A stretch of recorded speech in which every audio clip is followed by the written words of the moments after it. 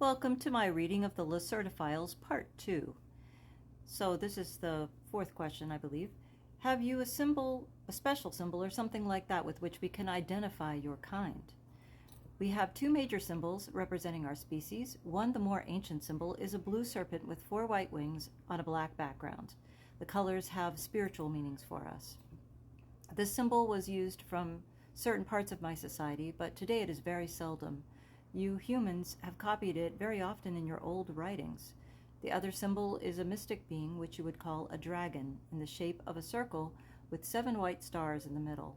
This symbol is much more common today. If you see one of those symbols on a cylindrical craft I've described in my previous answer, or on some of the underground installations, this thing or place definitely belongs to us, and I would advise you to go away from there as soon as possible.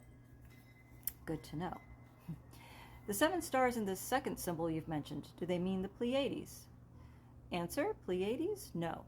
The 7 stars are planets and moons, and they are a symbol for our former 7 colonies in the solar system. The stars are shown in front of a blue background, and the dragon circle means the shape of Earth. The 7 white stars mean Moon, Mars, Venus, and 4 moons of Jupiter and Saturn we had colonized in the past. 2 colonies are no longer in use and abandoned, so 5 stars would be more accurate and correct. As you've not allowed me to take or make photos, what would be very useful to prove your real existence and the truth of the story? Can you describe yourself detailed? And there's a little picture here, but that's not very accurate, I don't think. And she says, I know that it would be helpful to prove the authenticity of this interview if you can make some photos from me.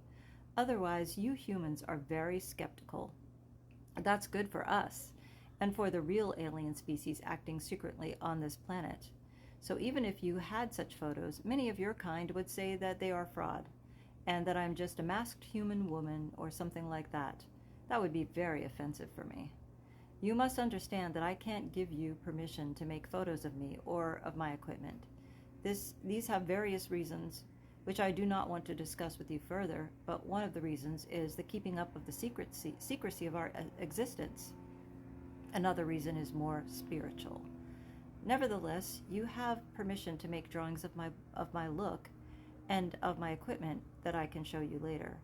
I will also try to describe myself, but I doubt that your kind, others of your kind, will be able to imagine my real look just from simple words.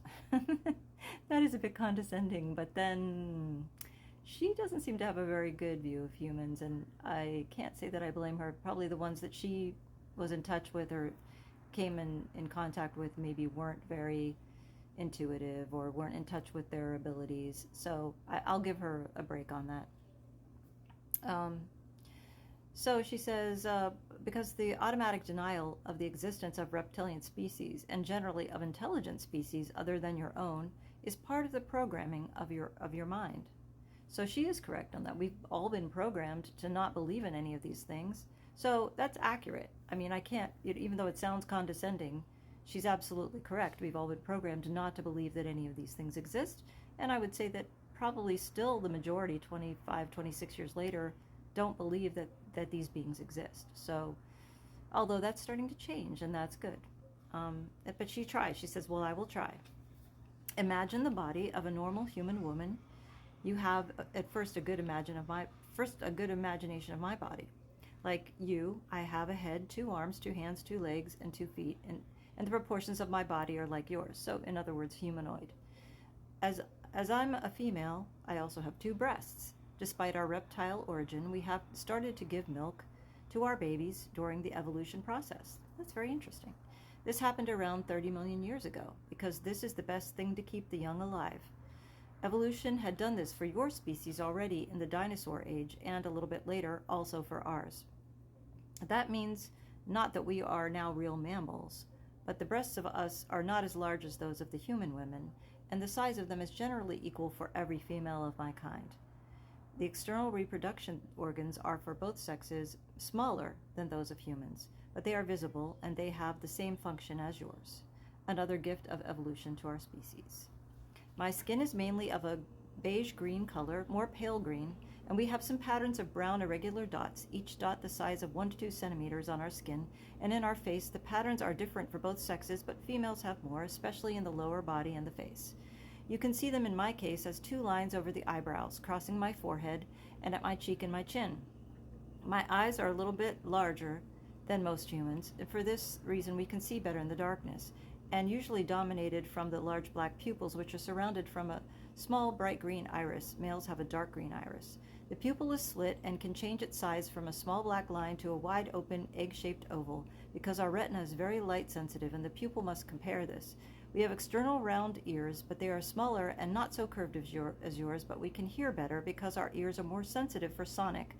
We can also hear a wider range of sonic. There's a muscle or lid over the ears which can completely close them, for example underwater. Our nose is more pointed and there is a V-shaped curling between the nostrils which enabled the ancestors to see temperature. We have lost most of this ability, but we can still feel temperature much better with this organ. Our lips are shaped like yours. Those of females are a little bit larger than those of males, but of a pale brown color, and our teeth are very white and strong and a little bit larger and sharper than your soft mammal teeth. We have no different hair colors like you, but there are some tradition to color the hairs in different ages, and the original color, like mine, is greenish brown. Our hairs are thicker and stronger than yours, and they grow very slow. In addition, the head is only part of our body where we have hairs. So this is very interesting. Our body, arms and legs are similar in shape and size to yours, but the color is different, green beige like the face, and there are scale-like structures on the upper legs over the knee and upper arms over the elbow. Our 5 fingers are a little bit longer and thinner than human fingers, and our skin on the palm is plain, so we have no lines like you, but again, a combination of scale-like skin structure and that of the brown dots. Both sexes have dots on the palm, and we have no fingerprints like you. If you touch my skin, you will feel that it is smoother than your hairy skin. There are some sharp horns on the upside of our middle fingers. The fingernails are gray and generally longer than yours. You can see that my nails are not so long and round at the top. This is because I'm a female. Males have sharp pointed nails with a length of sometimes 5 or 6 of your centimeters. The following feature is very different from your body and part of our reptilian origin. If you touch the backside of my upper body, you will feel a hard bony line through my clothing. This is not my spine, but a very difficult shaped external plate structure of skin and tissue, following exactly our spine from the head to the hip. There is an extremely high number of centimeter of nerves and large blood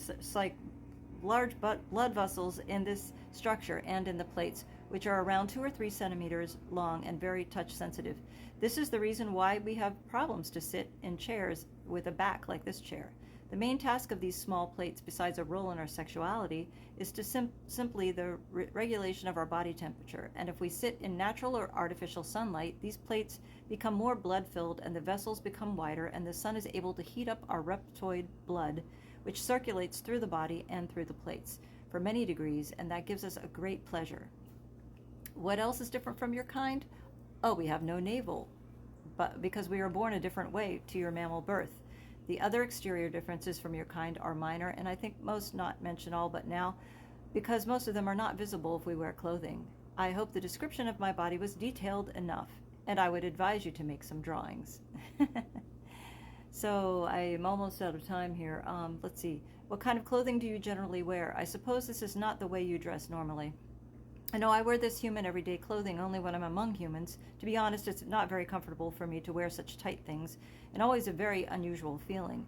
If we are in our home, this means our subterranean home, or in large artificial sun areas, if we are together with others near to our name, we are usually naked. Is this shocking for you? When we are in public, and together with many of our species, we wear very wide and soft clothing made of thin, light stuff. I have told you that many parts of our bodies are very touch sensitive, most of the small back plates, so we can't feel comfortable in tight clothing because it can hurt us. Men and women wear often the very same kind of clothing, but the colors are different for the sexes. Wow, that's really fascinating. So I'll come back with more, and this is like just barely scratching the surface of what she said. So this is fascinating stuff, and I'm glad to bring it to you.